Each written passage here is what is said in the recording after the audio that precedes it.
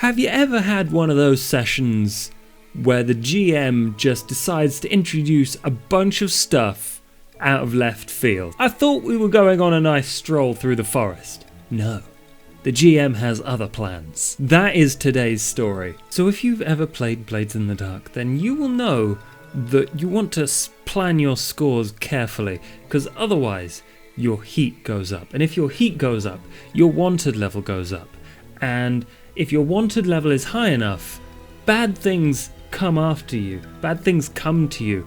And our crew, a group of bravos that had the reputation for being a bit strange and honestly brutal in their operations, ended up with 4 out of 4 wanted level. So after being attacked by mercenaries, people trying to arrest us, and all sorts of weird stuff going down in the city that we were playing in, we decided it was probably best for the Crimson Riggers to leave the safety of our HQ in the riggings, which is a part of the city that we used to live in, and make a dash for some caves that we knew existed, that we also knew that people didn't really want to live in for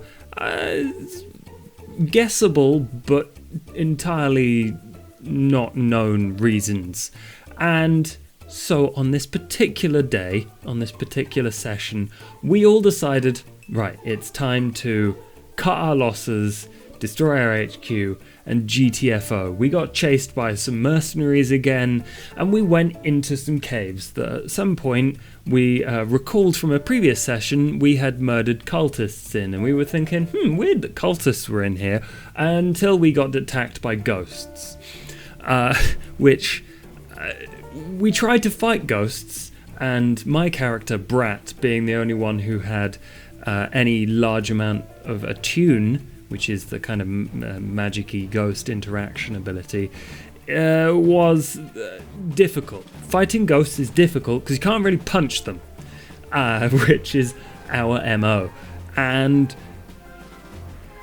then we all realised that we had ghost bane charms for baning ghosts, and then we were fine. So all the ghosts were like, but they couldn't get any closer to us unless we got closer to them. So we kind of sidled around this group of ghosts very slowly and carefully. It wasn't particularly pleasant, but once we made it past the area that the ghosts didn't seem to want to leave, or maybe they didn't want to go into where we were going, we couldn't really tell, we went through these caves, these tunnels that apparently undermined and went under the entirety of the city. And we never discovered this. We knew there were caves popping up round about different places. We knew there were things that cultists used to move around. We knew somewhere else there was a magical labyrinth, not connected to this really, but we had not realised that we could get about almost the entire city via this tunnel system. And then, as we were like, okay, tunnels are great, we won't get attacked down here, we got attacked because out of one of the walls burst some kind of giant drill machine. You've seen the Thunderbirds with the mole thing that comes out of Thunderbird 2, the green one, it drops down and it's Thunderbird, Zargo, and then drills a hole. That sort of thing burst out of the wall and stopped in front of us, and then a metal man appeared out of nowhere and started attacking us with a circular saw for a hand, and we were so confused, we didn't know what was happening, so we killed it and then took another break to figure out what was going on, and because we didn't know what else to do, it was rather obvious that we should mess around with this digger that the GM just gave us. And the GM did that kind of look where it was this makes perfect sense, but for some reason I didn't anticipate this. We spent a solid, because none of us had Tinker, none of us knew what was going on, none of us knew how to operate machines like this, spent a solid 5 minutes drawing out the control panel for this digger, and then another 5 minutes trying to figure out what all the buttons did by just pressing each one individually. And this is where I bow down to some GMs, because they're just like, sure, you press a button, it makes the seat go backwards. What next? Do something else. Come on. No, you're pressing more buttons. Okay. The drill stops. You don't know what's going on. And we went through like 10 different combinations of buttons, and eventually, like, the GM had resigned himself to understanding that we were going to make sure we knew how this thing worked. And then was like, after we pressed every other button but one, we were like, oh god, this is the one that's going to make it explode or anything. Something weird's going to happen. So we were like, whatever, we'll press it. We pressed the button, the seat went forward. And we were like, oh, thank god. Sorted. Okay, we know sort of mostly how this thing works. We'd RP'd a whole thing about everyone getting very intently, like, rifling through anything that could be related to this machine. It was quite a lot of fun. And then we decided to use the digger to make our own tunnel and try to kind of figure out where it came from, because we had never seen a cyborg robot metal man like this before. We didn't know what was going on. And this has never come up in the campaign before. Like, one of those things, it's always been there. Clearly the GM had a plan, because very detailed descriptions, very, like, quick reactions by the GM, but we'd never encountered this stuff before. So we went back, we backed up the, beep, beep, beep, we backed up the driller through the tunnel it came from. And after, half an hour of drilling or driving backwards, we reversed up a ramp and into some kind of giant dome that appeared to be underwater. And at the far end of this dome, like, not even filling up half of it, with this, what I imagine to be quite a classic English-spired church at the other end. And we're like, what the hell is going on? This is not what we expect. We were looking for a place to hide, not a place to confuse everyone. It was something entirely new, and we were so confused at what was going on. So obviously we went inside the church. There was like a couple of other diggers and a couple of other metal people hanging around inside this huge dome underwater. But we eventually ended up at the place. No real problems. No one paid attention to us. We went inside the church.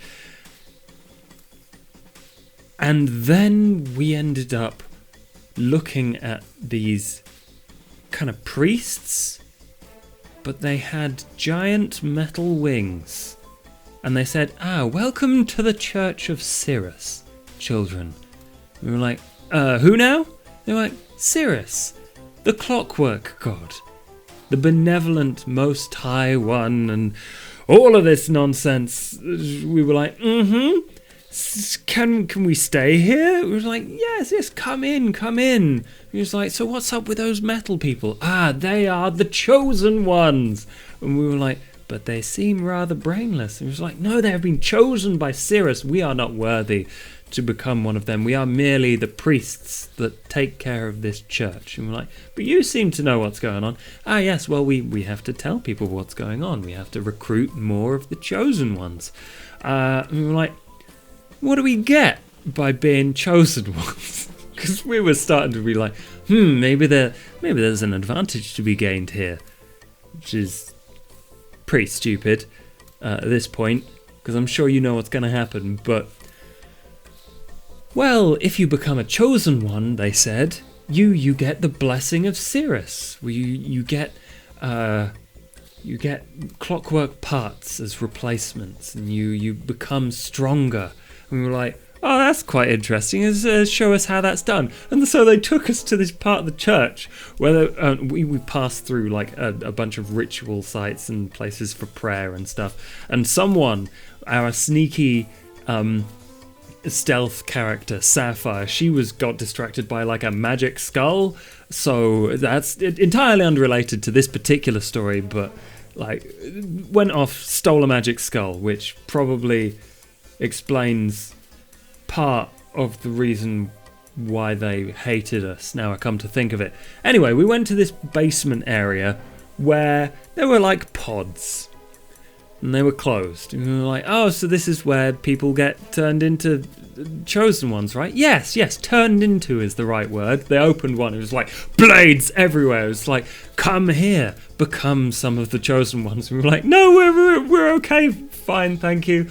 And there was, and then they like tried to like grab onto our leader, Peach, who was like the face of the group, and was like, let me show you how it works. It was like trying to get this priest with the giant blade wings to go inside and get his brain scooped out. It was like, no, we are not allowed to step inside. And obviously, eventually it breaks it down into a fight because they were like, our skull's missing. And also, you won't get into the pods. Get into the pods. Go on, become chosen ones. And we were like, no, we don't want our brains scooped out. Thank you. Is there something else we can do? Can we have those cool wings? They were like, no, you definitely deserve to be one of the chosen ones. We were like, cheers, thanks, but no thanks. So we ended up fighting these things. They flew across the room with giant clockwork wings. We all got sliced up. We smashed their heads in. And continually got confused. We were like exploring around here, and eventually we figured out that this thing's been here forever, like for such a long time. This thing has clearly been recruiting people for a very long time. This rumour about a Church of Sirius, the clockwork god, was not a rumour that we had not heard. Everyone else had heard of it. Once later we figured out that everyone else had heard of it. None of us had heard of this rumour, and yet, once we decided, okay, we've stolen everything we need to steal, I think it's time to get back in our digger and, pootle off, figure out what to do, find a new base and all that. And we stepped outside to a sea of chosen ones.